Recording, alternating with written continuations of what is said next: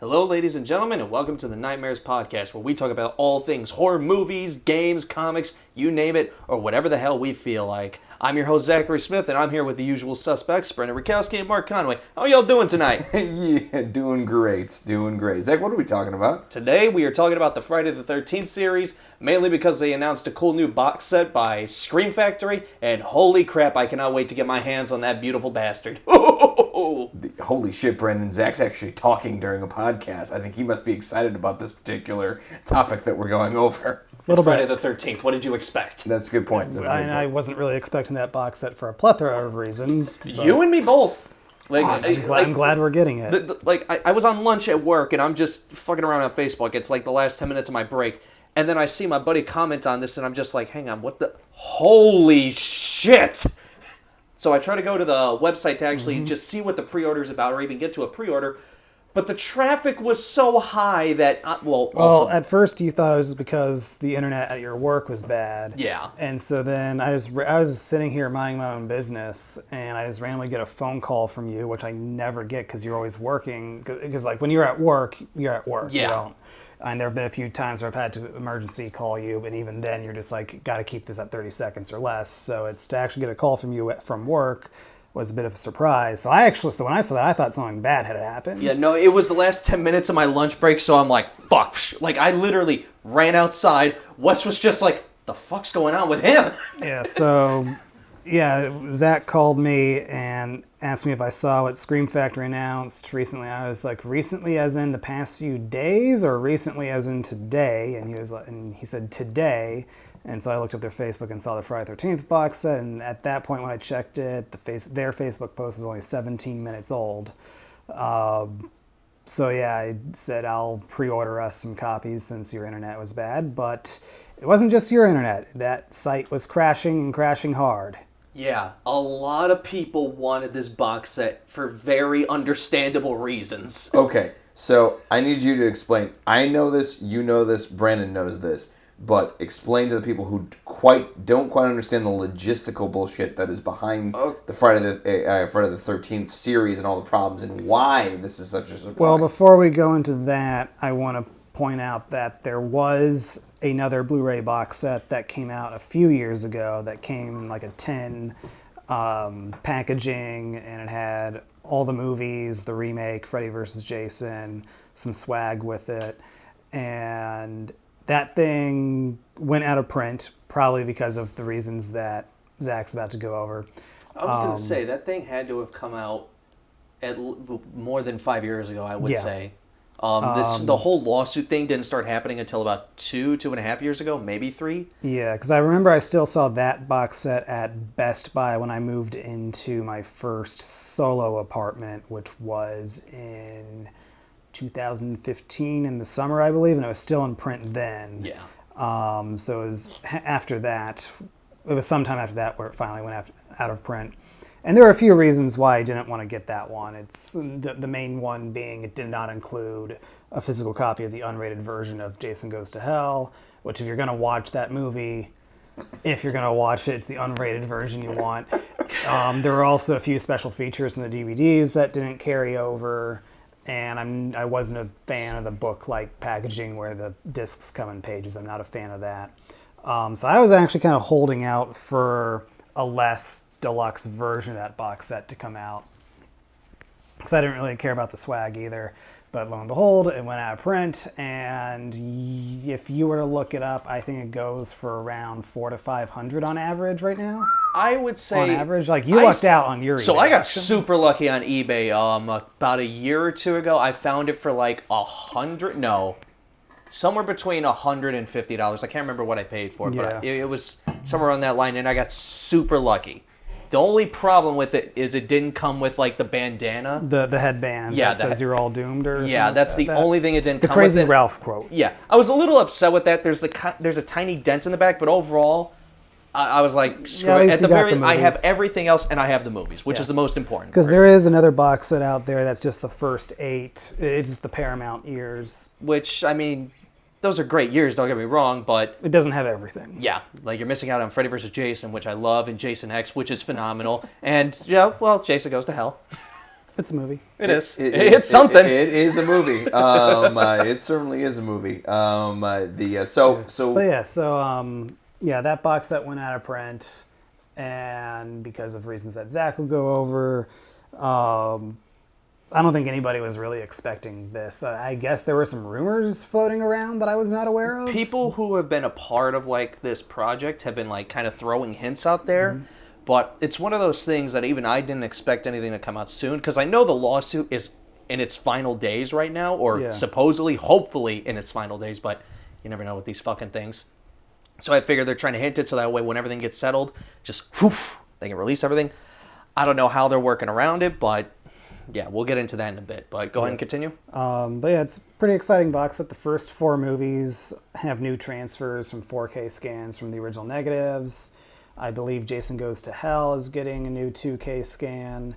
I think it said Jason X is also getting one. I'll double check that while we're talking.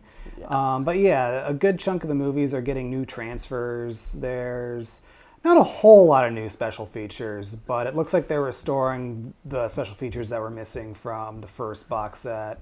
They're including some Fangoria articles as Blu-ray ROM special features, and there are a couple new commentaries and a couple TV spots and such that weren't included on previous releases. So there is some new stuff on there. Yeah, I know there was stuff specifically recorded for this. No new transfers for Jason X, but it does have new interviews. Yeah. Like I was just about to say, I know there was new interviews, new commentaries, and stuff recorded for multiple films. I think Part 6 and Part 4 in particular are some of the big ones. I'm just going to go through it here. Yeah. The first movie, we're getting both cuts, the theatrical and the unrated, which the previous Blu-rays only had the unrated. Most of the new special features for that one are just the Fangoria article and TV and radio spots. TV and radio spots and Fangoria article for Part 2 along with the new transfer. Part 3, same deal, but they're also including a new 3D version of Part 3. I wonder if they're going to include the, what is it? What is that 3D called that we got originally? The red and blue? So the red and blue 3D that's in the first box set is Anaglyph. Yeah. And that's just as long as you have like the Anaglyph version, that's the red and blue, and you have red and blue 3D glasses, you can watch it on any type of screen. Yeah. I think this one's going to be what do you call it? I think it's polarized 3D, which I know polarized 3D is what they use in theaters. I don't know if that's what 3D TVs use. I think this is a more 3D TV specific version, so if you don't have a 3D TV, it won't play. Yeah, because I when we talked about that the other day, I actually looked up to see if I could find a 3D TV just on Amazon. I couldn't find a damn thing. They didn't sell very well. Yeah, I know it was kind of like a quick fad before everybody was like, this kind of stupid or just overpriced. And nobody really bought into it. And a TV can't support both 4K and 3D at the same time. Really? Yeah. Interesting. I think it has to do with how much information that is. So we're just not at that tech level yet, essentially. Okay. Because, most movies are mastered at 2K, which is just slightly wider than 1080p, which 1080p is what you get on a regular Blu-ray. Yes. So it's like, and if it's polarized 3D, you literally have 2 separate images being projected or shown on the screen at the same time. So that's twice the information. So if you have a 4K 3D, well, you just significantly upped the amount of data that needs to be moved. Yeah, that's a good point. Let's see. Part 4, same deal. Ads, Fangoria article, new transfer. Part 5 has a new commentary. I can't wait to listen to that. Part 6 has a new commentary, which I'm excited for. Part 7, just the Fangoria article and some TV spots are new to this Blu-ray. So Part 7 isn't getting much at all in new stuff. I was hoping that somehow, some way, they may have fixed and just restored the cut kills and stuff like that. But, which, Scream Factory has done something like that before, where it's like with The Exorcist 3, they restored in quotes the director's original version, but the originally cut footage was not the best quality, and there was only so much they could do, which I believe I haven't seen that one myself, but from what I hear, it's still pretty rough. So I'm surprised they didn't at least include a version that, even in their rough state, have those. I would. But I've also never seen the condition of those deleted scenes I've either. seen some of them, and it's kind of just like, good luck. Okay, so it's probably beyond Yeah. saving, probably. Sadly, which, again, I fucking hate the MPAA. And then part 8, just a few new TV spots. Let's see, Jason Goes to Hell is going to be on 2 discs. New 2K scan of the theatrical version, and the unrated version, new 2K scan with HD inserts of the unrated parts. Some new interviews, a new commentary, and new commentary on the TV footage, TV spots, Jason X, new interviews. Freddy vs. Jason has nothing new. I think That's probably my biggest disappointment I- for this box set is nothing new for Freddy vs. Jason. I feel like we've heard and seen everything there is to hear and see for Freddy vs. Jason at this point, probably, so... Yeah. Still, though. I mean, yeah. The remake's getting nothing new, and then there are 2 bonus discs with a whole bunch of stuff. What's there to talk about with the remake? The remake was a remake. It wasn't bad, but it wasn't great either. But it wasn't bad. A little disappointed we didn't get that wood chipper kill. I would have liked a commentary with Derek Mears. I know there's plenty of interviews, but Still, an actual commentary of him watching the movie and giving comments as the movie's going. That would have that's been cool. fair. Because, I mean, it's as much as I don't like that movie, hearing him talk about what he put into that performance when we saw him at that convention at least upped my appreciation for what he brought to the movie. He really did a phenomenal job in that movie. Like of all the remakes, that's the one that's just in the middle ground for me because it's not a bad movie and it's not a bad Friday the 13th movie. It's a very by the books one, which again isn't a bad thing. You get pretty decent kills. Jason's a badass, and yeah, it's short and simple. Like it's not like the Nightmare on Elm Street remake where you have you. We're not here to talk about Nightmare right now. Just nothing. If we let you go on that rant, we're going to be here forever. We don't have time for that. But what we do have time for is you to explain why this is such a clusterfuck. Okay, so essentially Victor Miller and Sean Cunningham are in a fucking battle over who gets the rights to the Friday the 13th series. And because of that, all production on any movies, the game, and all that is on halt. They've been able to get little things out here and there, like the Blu-ray for the first one that just came out with a steelbook. This box That's set, just a repackaging of the old Blu-ray. yeah, essentially. This box set, which I still don't know how they're doing or how the money and all that's being distributed. And then they also did a board game that they're releasing somehow, some way. I don't know how they're doing all this. But they can't make shit for the game. I don't know. It's weird. I'm not a legal guy. I know that it's hopefully in its final days, and maybe if we're lucky, we can get an official movie. I hear Blumhouse has been trying to get their hands on this, so we'll see what happens. And then just for everybody's clarification, who are these 2 guys that are Sean fighting? Cunningham was the director of the first one. Victor Miller was the writer. Okay. And I believe Cunningham had a hand in producing a number of them. I don't think he produced all of them. I believe he was just kind of there. The only one he really had like a major hand in, from my understanding, after that was Part 9. But that's why I can't wait to that's why I look forward to seeing all those behind the scenes and commentaries on Part 9 when all this stuff comes out. So Yeah. I believe there was even a documentary being made about that. So either way, I can't wait for that box set. It's gonna be awesome. I'm gonna be so happy when it comes in the mail. Woohoo! Nice. Yeah. So what are we talking about next? Essentially our favorite Friday the 13th movies. Brandon.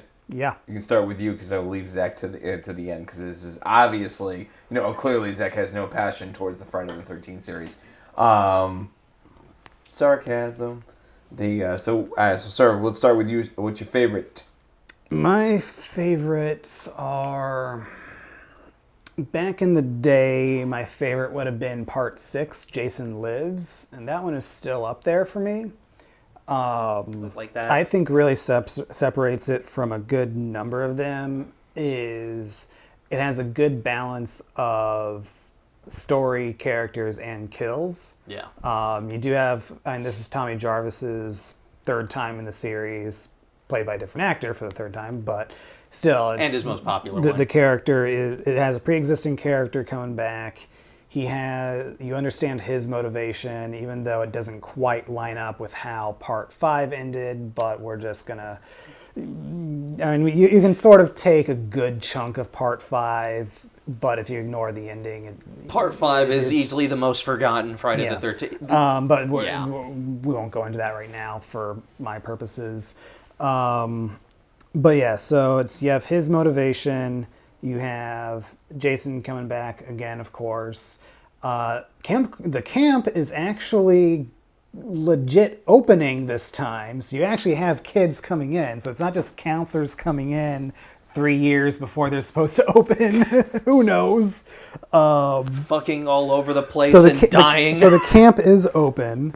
You do have other smaller characters getting killed here and there in the beginning, but it's a lot of these other movies in the series. I feel like you have an opening kill. You have like 1 or 2, maybe 3 sprinkled out in the first half of the movie, and then really most of the kills I feel like are just saved until like the last act, last half. Whereas part 6 I feel like sprinkles them out at a good rate. Plus you have an actual story with Tommy Jarvis, so it's not just counselors are going to get killed or teenagers are going out to the Crystal Lake and they're going to get killed. So there's actually stuff going on is what I'm trying to get at. So yeah, I think that's what separates it. Also, a little neat piece of trivia, the sound designer for part 6 would later go on to win an Oscar for the sound for The Matrix. Also, fun fact, that's where the Alice Cooper song He's Back came from. Oh, yeah. And I like Alice Cooper, too. So. Well, yeah, I mean, Alice Cooper's awesome. So yeah, part 6 is up there. But then, I think, what was it, like last year, a little before last year, a little more than a year ago, we started going through it when you got the box set. And I was actually surprised at how much I really liked part 3 and all of its campiness. That's part of the reason. I'm just going to point out, the only true way to watch part 3 is to watch it in its original 3D form with the 3D glasses. If you're not, you're wrong. Because it is just fun. That was how we watched it, with the red and blue crappy cardboard 3D glasses. That my Blu-ray came with. And yeah, actually I am glad that they didn't take those out. I mean, okay, missing headband, okay, but if they didn't include it still those 3D hurts that I glasses, don't have the headband, but at least I got the 3D glasses. Yeah. It was what, 2 pairs? Yeah. Yeah. So what was interesting about it was it didn't quite work that well when there was an obvious 3D gag of something reaching for you in the center of the screen. And believe me, there was a lot of those. There were a lot of those. But when it wasn't trying to be 3D in your face, it actually worked pretty well. Yeah. It helps that we had a really good TV to watch it on, too, so that might be part of the reason. Was that after I bought the 4K TV? Oh, yeah. Okay. No, I knew for a fact that... Because we had been living here about 6 months before we got the good TV. Yeah. So I know there was a period of time where we had this set up, but we still had my smaller TV. Yeah, you got this a little bit either before or after Christmas, and I know that I got that box set, like, the November that we moved in here. Mm-hmm. And it took us a while to finally get to it. Yeah. Okay, so maybe I did have the good TV when we watched it. Because that was part of the reason why I was holding out, because I knew you were getting the good TV, and it's just like, if we're going to do this, we're going to do this right. And we did, and I fucking loved it. There's a picture somewhere on the internet where we're just like, we're going to watch this movie with class. It's on my Facebook. It's on my personal Facebook. Maybe my Instagram. I'm not sure. But yeah, it also has that nice disco version of the music. The disco theme. Yeah. Oh, man. I like that theme. It's so random, but it's so great. Yeah, it was a fun, campy time. Directed by Steve Miner, who also did Part 2, which Part 2 is pretty much a clone of Part 1, but it doesn't make as much sense, but it's also a little more fun. I wouldn't call it a clone of Part 2, but... No. Part 2 is a clone of Part 1. No, well, I'm sorry. Let me rephrase that. Yeah, I wouldn't call Part 2 a clone of Part 1, but... If you watch them back to back, there's a lot of things that are just straight up copied from the first one. There's different kills. I mean, it's Jason instead of his mother. That's not a copy. There's a head. Yeah. And also at the end of Part 3, you have, the canoe thing, but instead of kid Jason jumping out of the river, you have Jason's zombified mom. Yeah, Pamela Voorhees. That looks bad. but it was still funny. It was fun. It's like, just a word of advice: if you're new to the Friday the 13th series, don't try to make logic of the timeline. You'll hurt your head. Do they ever actually explain how Jason comes back? Depending on what movie you're watching, I guess. No. Like from part 1 to part 2. No. Okay.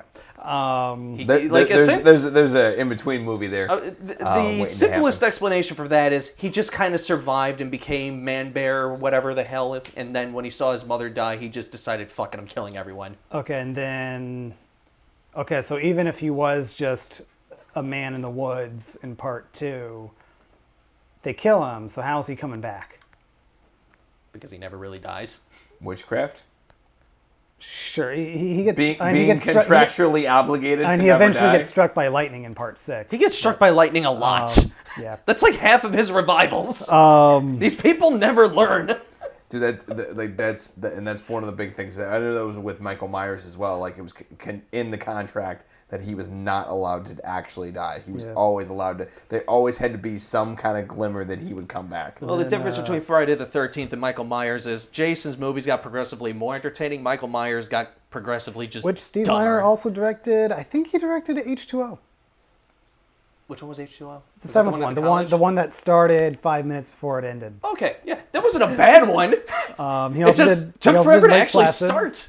The original Lake Placid. Great movie. And he was supposed to direct the 1980s American remake of Godzilla, written by Fred Decker, but the studio didn't go ahead with it because at that point the biggest thing to Steve Miner's name was the Friday the 13th movies. They didn't want to trust a big budget movie like that with a director with just Friday the 13th movies. And I think that was also before Night of the Creeps was made. So that was before Fred Decker was the Fred Decker we know now. Really? And then Peter Jackson changed everything by doing a small horror movie, and then they handed Lord of the Rings over to him. So he had done more than just those small horror movies. He had done The Frighteners and a couple other things. I always forget about The Frighteners. Yeah, he started with small horror movies like Bad Taste and Dead Alive. And there was also Meet the Feebles. Frighteners was good. Yeah, and then he did also do Heavenly Creatures, which is a more serious drama, which he was actually nominated for an Oscar for writing for that one. Oh, okay. Really? Then he did The Frighteners. So, yeah, he already had an Oscar nomination under his belt and a movie he made produced by Robert Zemeckis, Frighteners, before he did Lord of the Rings. So it's not like he had more shit. It's not a Josh Trank situation where they're just like, you made a successful indie movie. Here's $1 billion franchise for you. Okay. Yeah. So no pressure. He had some credits. They had some good stuff. So, I guess it's my turn. I am. And part 3 was also the introduction of the hockey mask. Yeah, that's important. For that, part 2 was a burlap sack / rip off of the killer from town that dreaded sundown. Jason wore it better. Just put 2 pictures side by side. Who wore it better? They're the same thing. Exactly. I am actually, unfortunately, I've only seen 3 of them. So I get to pick from 3. I've now watched Jason Goes to Hell. You're welcome. Oh, God. So when Zack said don't try to introduce logic to figure out the timeline, just don't introduce logic, period. Don't bother. Because it's not going to make any fucking... Because you'll just end up frustrating yourself. The further you go into the series, the more you just need to throw logic out the fucking window. Actually, just in fact, turn off your brain. It's a lot easier to do it that way. And just enjoy the madness of what you see.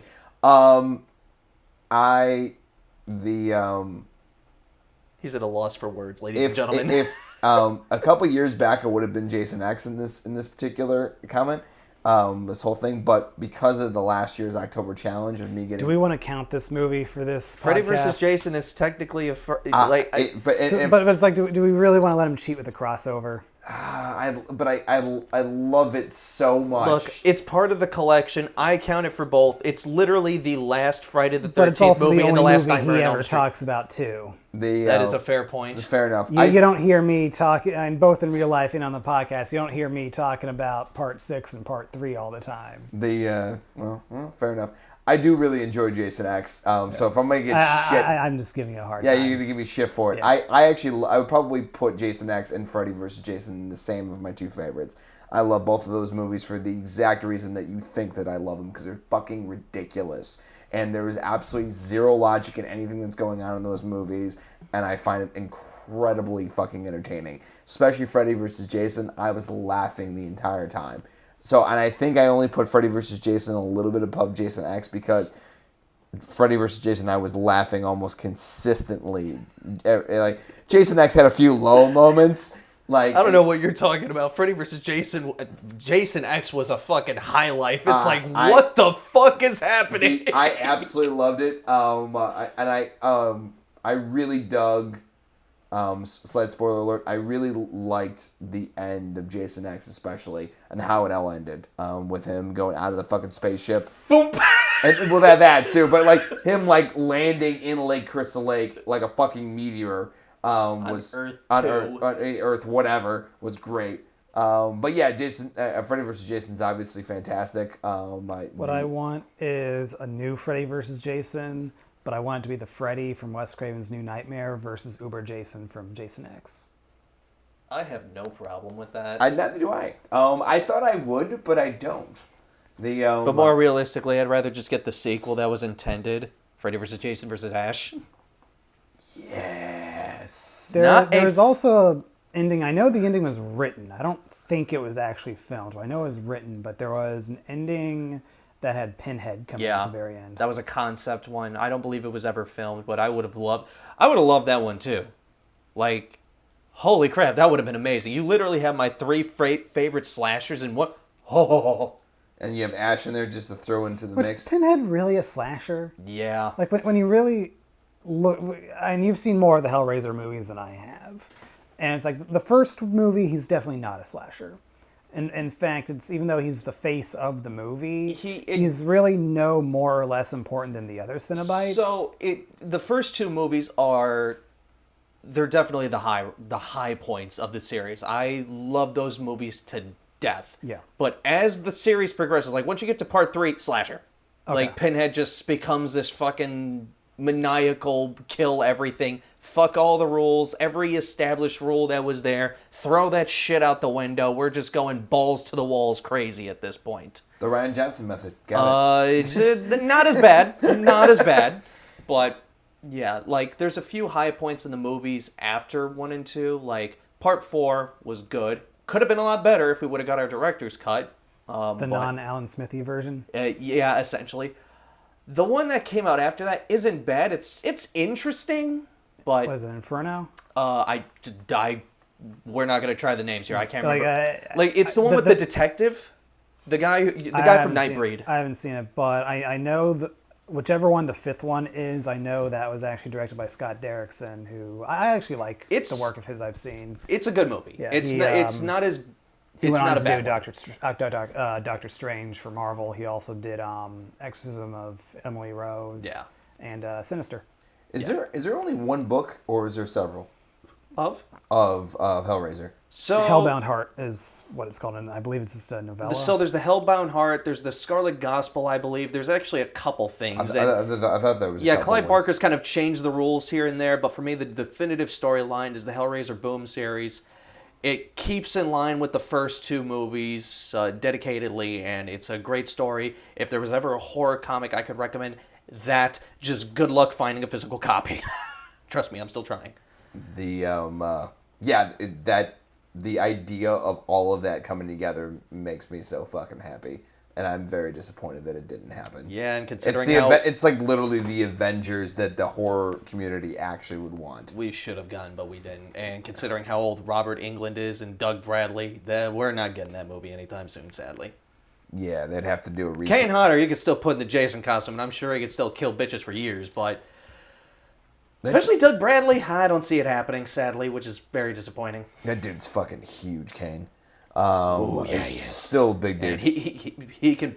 That motherfucker going to be able to play Jason till literally the day he dies. Oh, yeah, absolutely. 110%. Robert... There is a Freddy vs. Jason vs. Ash comic book, at least. That's the problem. It's a comic. And I like comics and everything, but we should have got a goddamn movie.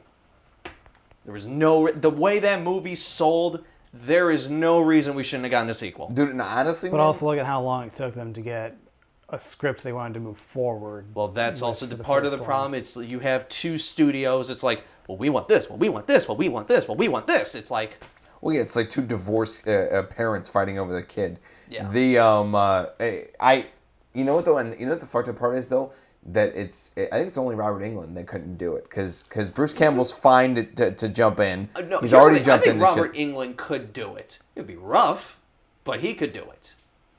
Yeah, he could do it. He can't get all like dancy and wiggly like he used to, but he could still do a pretty maniacal Freddy if he really wanted to. Also, he has to be willing to sit in that makeup chair for 8 hours a fucking day. Well, yeah, that's the big one. Yeah, that's definitely no one. Definitely a big one. So yeah, but that would be that'd be so fucking dope. I would cry about it.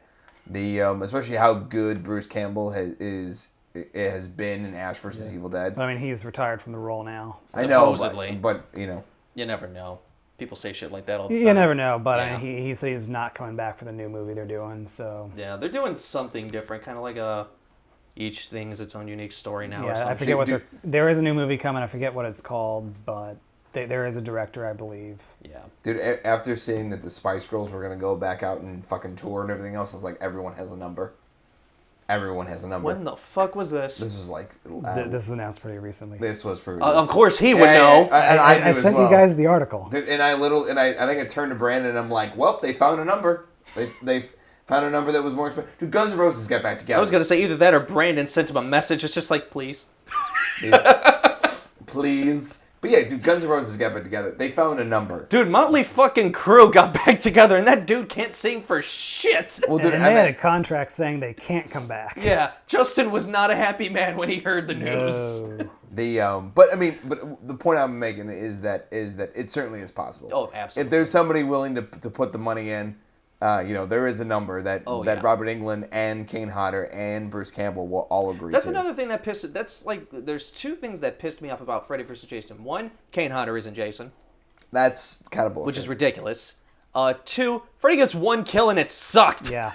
Yeah, dude, and I also wanted more fights between them. I really did. Look, And the two we got are great, but You got two really good fights. I understand. I'm but not complaining. I am not. I'm. Especially the final one. The final one was fucking beautiful. Oh yeah, dude, it was absolutely. And he had that good like early 2000s metal music playing in the background. Oh yes. And I'm like, oh shit, here I we am go. glad that movie was made then and not now, because oh fuck. Dude, it was. You'd have it shit. was. If it was made today, absolute- you'd have shitty music, shitty Yeah, CGI. It, it was absolutely made in the perfect time that it needed to be made. I agree. The that where that was at that time, it was perfect at the time it was made, because that what was going on in that movie was very in fashion at that time. That early 2000s teen look and teen. It was fucking American Pie with Freddy and Jason. Like that's what it was. If you really And it had Catherine Isabel in it. That's another. Yep, That's a fair point. That is a fair point. So I mean, essentially, it was those movies with with that. Like Freddy vs. Jason is American Pie gone to hell with Freddy and Jason trying to kill each other. Sure. That's not a bad thing. That's actually a pretty good fucking thing. All right, interesting analogy you got there. But Jason did have a lot of amazing kills in that. Oh god. Slaughtering the kids in the fucking cornfield. It's like, god damn. Yeah, dude. Oh my god. Yeah, that was like holy shit. Jason's on a fucking killing spree. You're not here. even being described. No. My favorite kill was death by folding bed.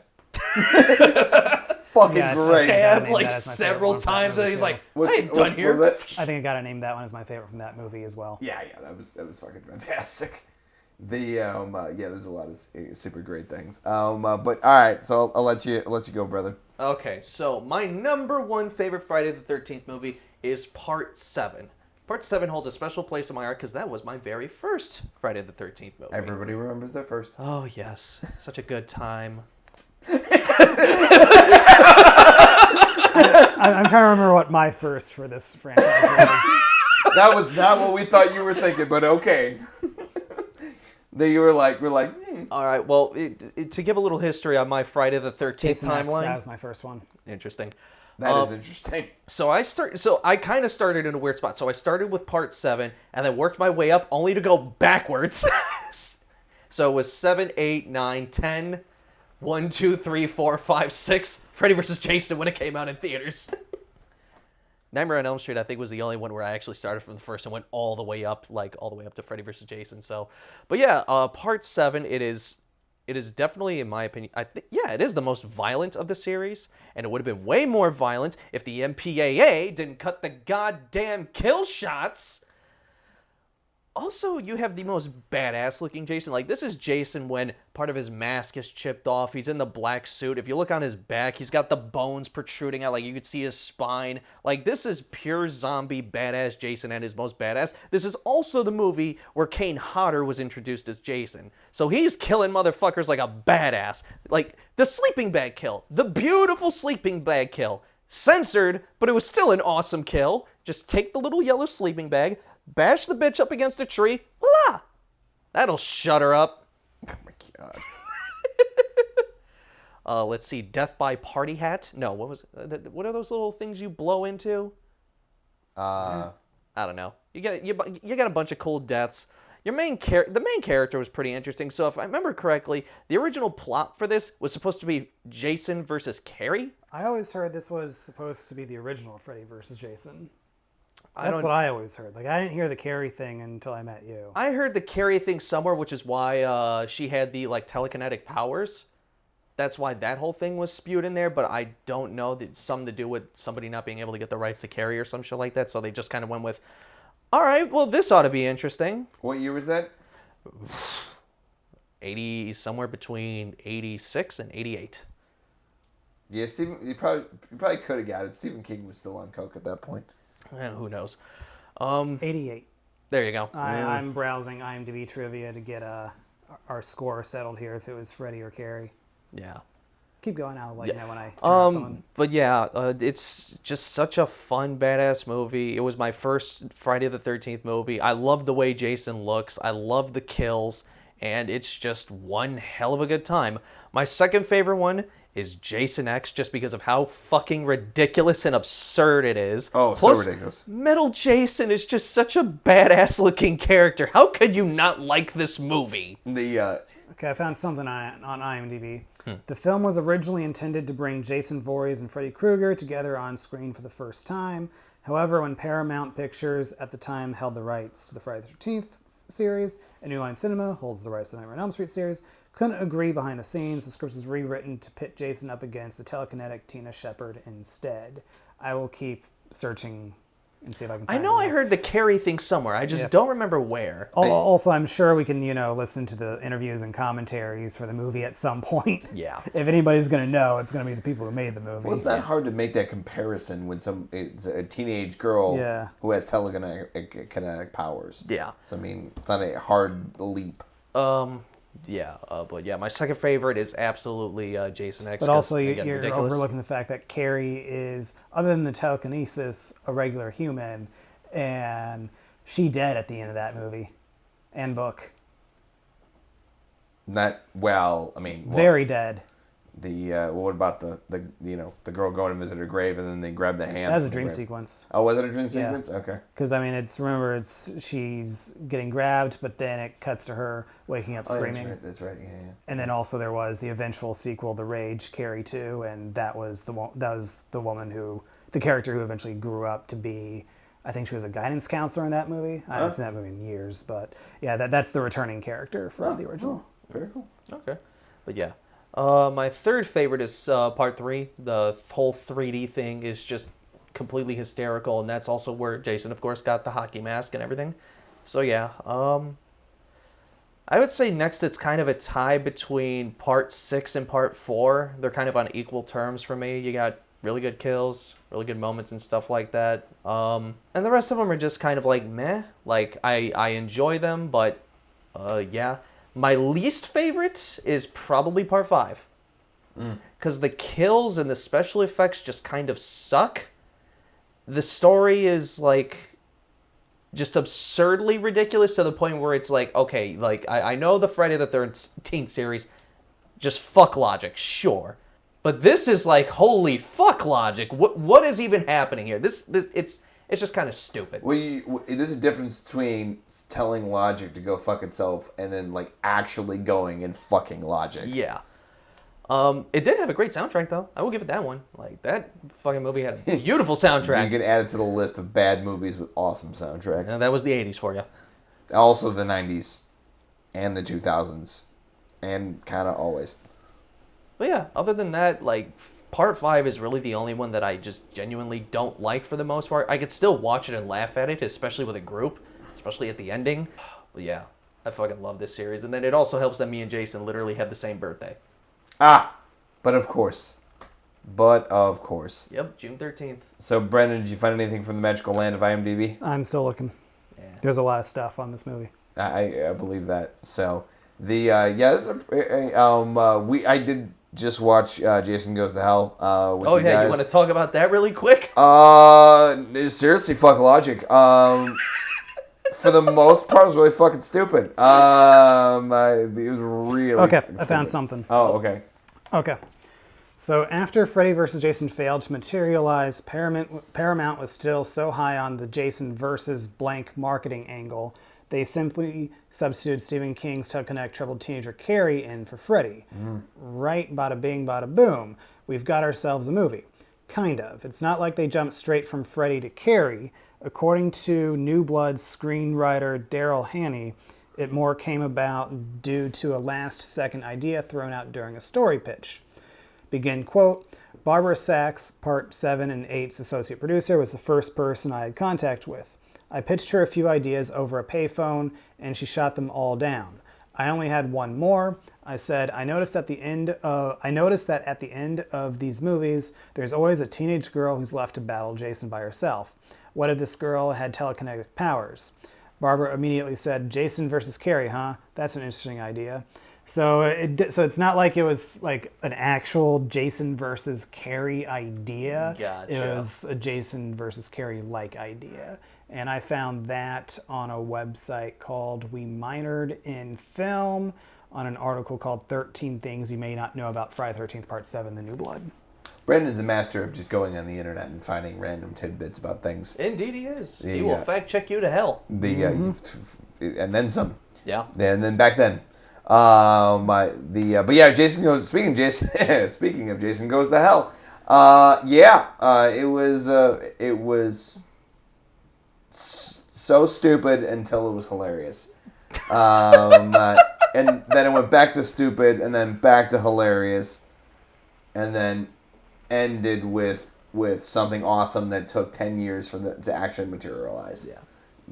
One argument I constantly hear, it's like, how the hell do you hate Part 5 more than you hate Part 9? Simple. Jason's actually in it, and there's some halfway decent kills, and it's fucking hilarious. But Part 5 is just stupid. Yeah. I mean, dude, Jason's barely in this. He's literally jumping from body to body, and you see him at the very end. He's in the first 10 minutes and the last 15 minutes? When Jason... He's in the last 5 minutes worth of story, which is really like 20 minutes in actual time. There you go. Yes, yeah, that is correct. And then, right after, the Jason xenomorph, goes inside that lady and then materializes Jason. Through the no-no parts.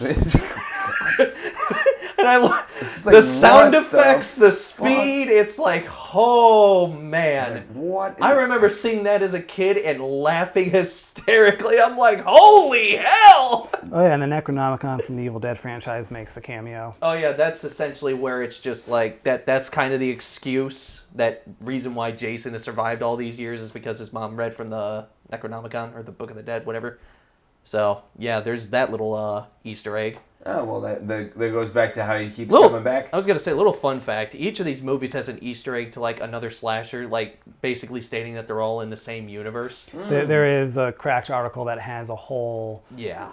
theory about it. Like, it's not just Freddy, Jason, and Evil Dead, but Chucky's in there, Pinhead's in there. Yeah, like, I believe the Lament Configuration is in one of the Friday movies or Nightmare movies. I think that might have been in an evidence locker in one of the Chucky movies.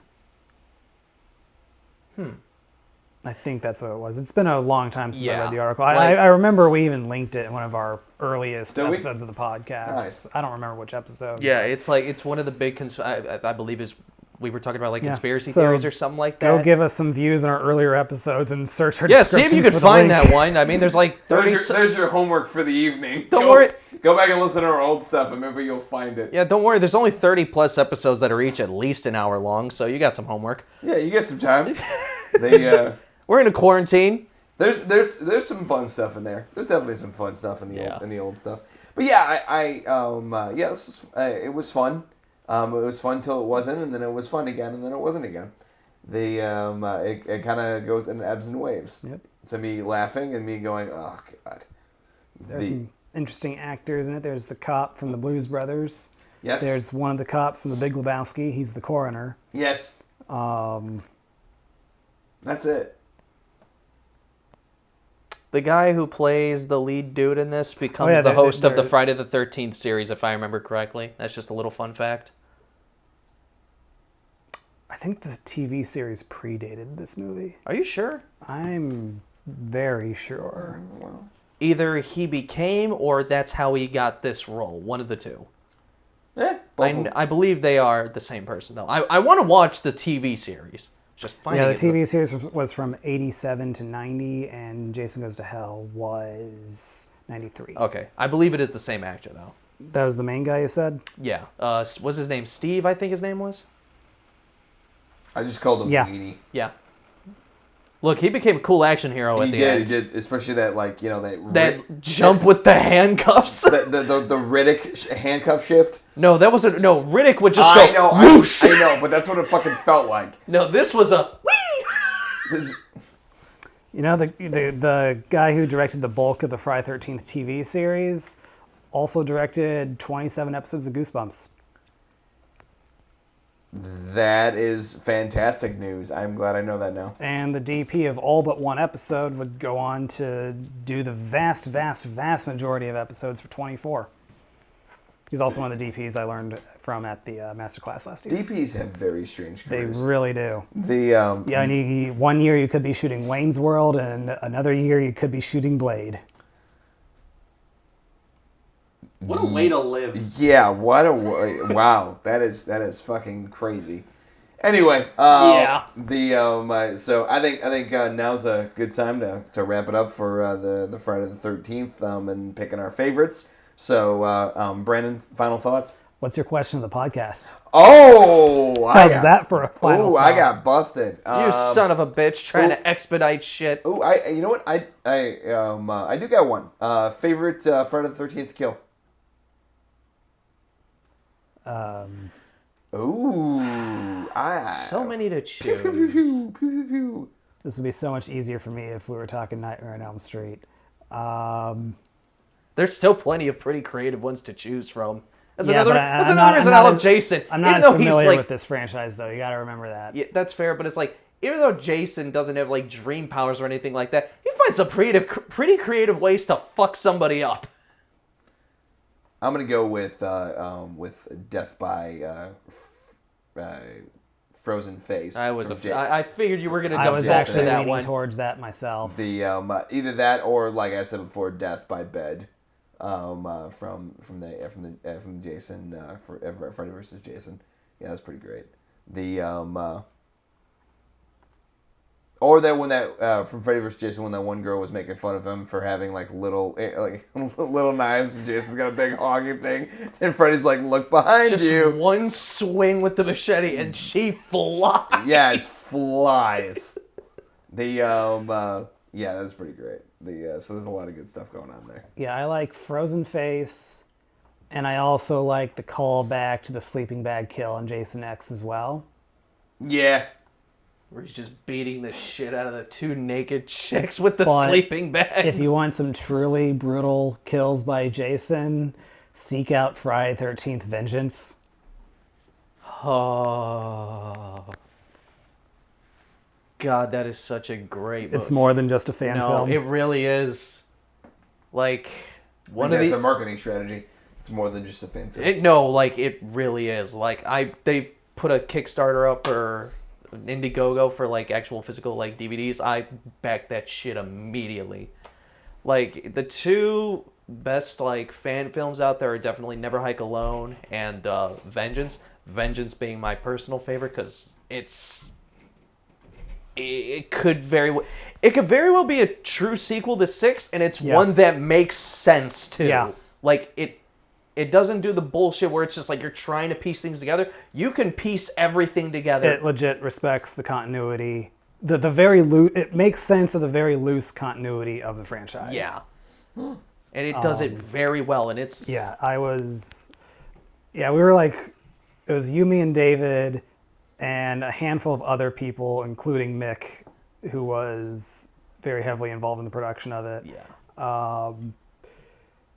And it was right after the awards at the New Jersey Horror Con, and like everybody else cleared out to go do karaoke, and we were just like, no, we want to watch Mick's movie. We heard good things about it. Here's the thing, that was And one of the I big don't regret that one bit. That's one of the big reasons why I wanted to go to the convention too. It's like, yeah, we got our film in there, but when I heard that was like premiering there or playing there, I'm like, fuck yeah, I want to see this. Screw the karaoke. I've heard so many great things about this movie, and the trailer looked amazing.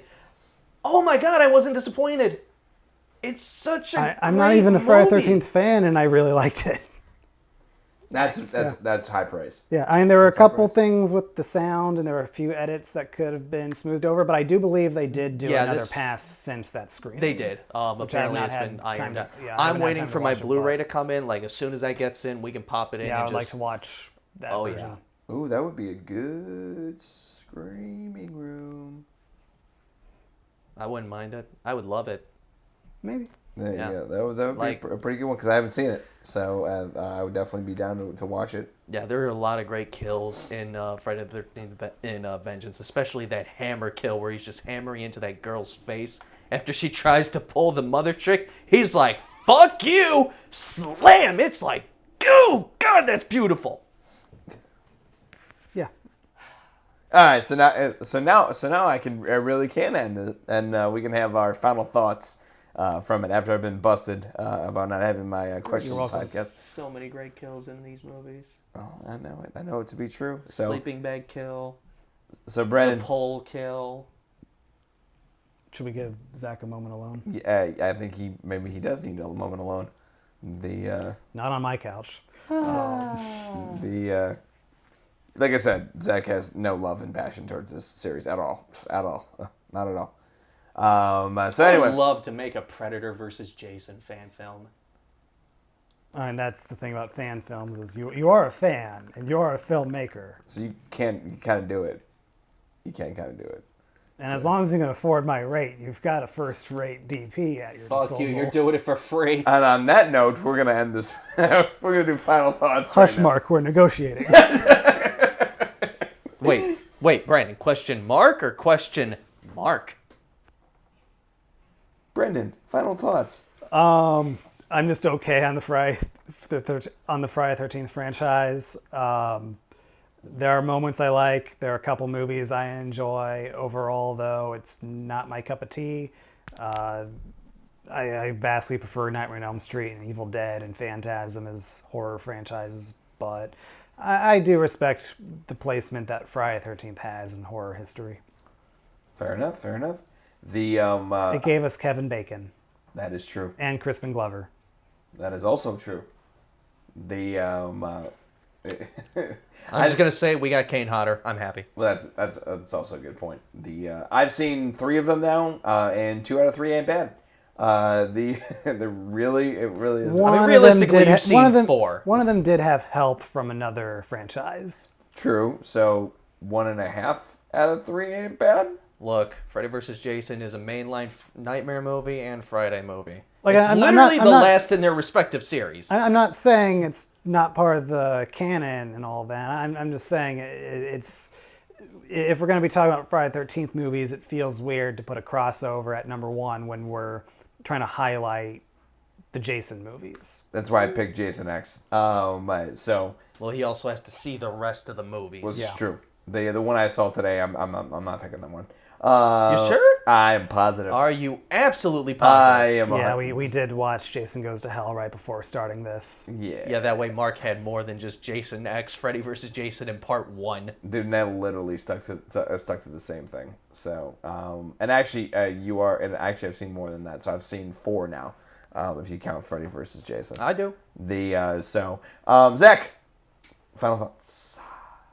Bloody squirrels. Nice. Brandon, do you want to outro us out, sir? Yes, you can look us up at Midwest Horror Network on all of our various social medias, Facebook, Instagram, YouTube, and Slasher.